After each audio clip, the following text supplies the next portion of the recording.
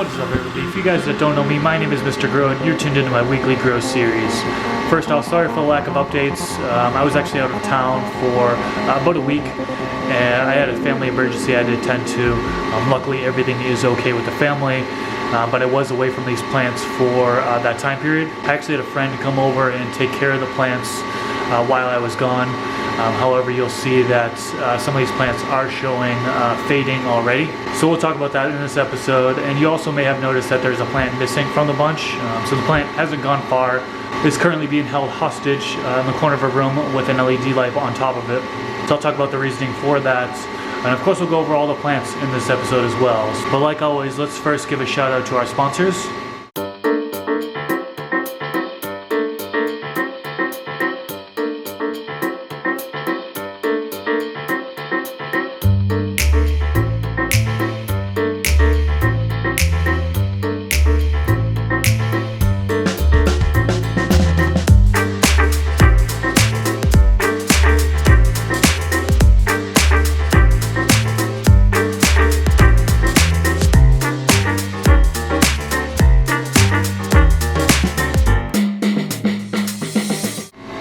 Alright, let's get into the plants.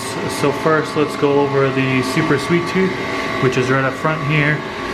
This one is looking pretty good. The bud sizes seem to be just about the biggest compared to all the plants that we have here so far. And the stacking is looking fantastic.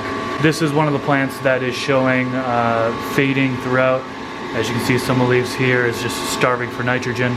For example, so I actually just gave this one a heavy feeding a few days ago, and she should be kicked back up to normal here soon. Next up, we'll go to this unknown strain.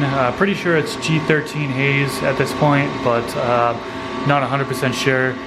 Still need a few more weeks in order to determine if it's the G13 haze or if it's a tangy. And it might actually be the tangy because we're seeing this funky leaf right here. Apparently, it's a tangy thing.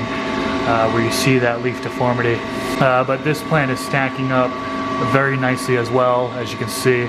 And the frost level is pretty good compared to the Super Sweet Tooth. So on this plant you can see that the tips of the plant, this plant was burned quite a bit.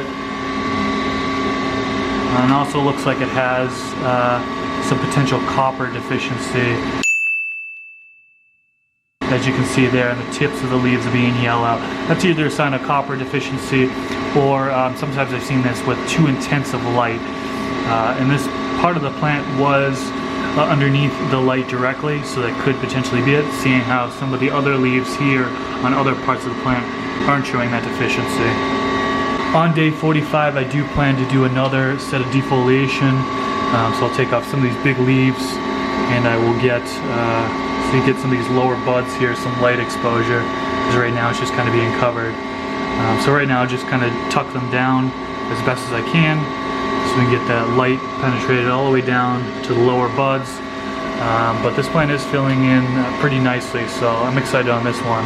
Next up, we will talk about, this is the kosher tangy.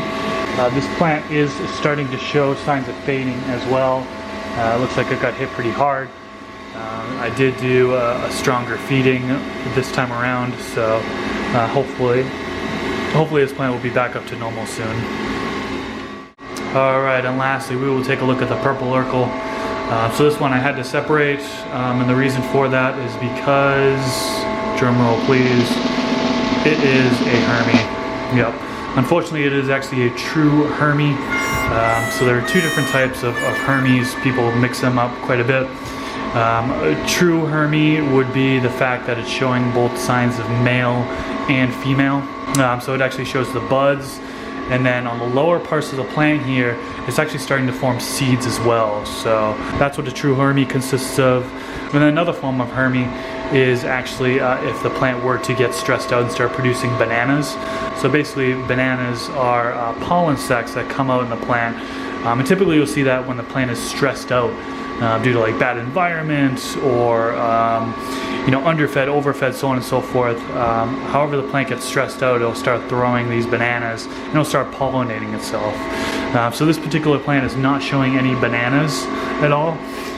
But I am seeing the seed formation on the bottom. So the reason why this usually happens is bad genetics. So these genetics right here were actually from a dispensary, bag seeds. So got some purple Urkel, and then seed popped out of it. I say, you know what, I'll keep it, plant it, see if it sprouts, and see what happens. And this is the result. So you're seeing that the plant was female, producing buds. All of a sudden that bud production stopped around week 5, week 6. And then I noticed that there was seeds forming on the bottom. So now all of its energy, well, most of its energy, maybe not all of it, is working towards producing seeds. So I don't expect this yield to be big at all. I am planning on continuing to grow it out because I do actually want the buds from it. I don't really mind that there's seeds in there. This is all just personal smoke.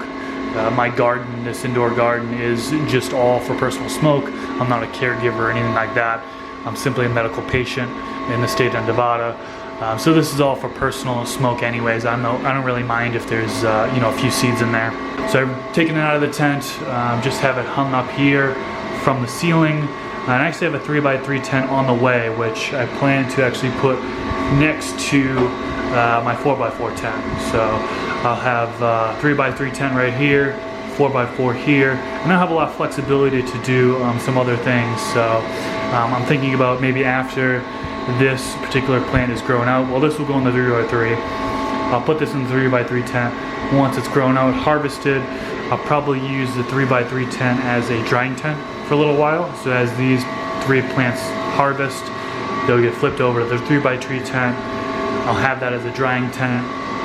And then in future, my next grow, what I'll probably potentially do is have the 3x3 tent as a veg tent, and then have the 4x4 tent as a flower tent. So that's kind of what I'm thinking at the moment. Things could always change, so don't hold it against me, but that's just current state on what I'm thinking I'm going to do here. So I hate to end this episode on bad news with this Hermie here, but hey, I always try to look at the positive side of things. I've actually never fully grown out a Hermie before, so this is actually just good experience for me to gain. So I'll be able to monitor this very closely, see how the growth is. I'll be able to take pictures, document it, write articles on it, so on and so forth. And it'll be a learning experience for me, so I'm excited for that. And of course, I'm also excited about these 3 other beautiful plants that I have in this grow tent, which are just growing some really nice buds at the moment. So before I end this video, I do want to give a shout out for this week.